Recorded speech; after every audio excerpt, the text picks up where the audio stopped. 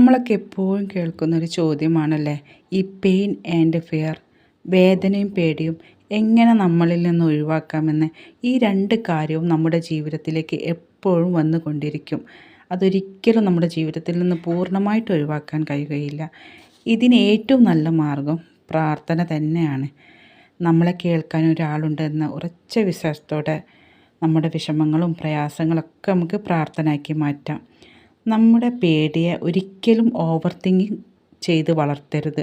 ചിലരുണ്ട്, ചെറിയ പ്രശ്നം കിട്ടിയാൽ മതി അതിങ്ങനെ തലയിൽ കയറ്റി ഇങ്ങനെ പെരുപ്പിച്ചിട്ട് ഒരു വിധത്തിലാകും. അതൊരിക്കലും ചെയ്യരുത്.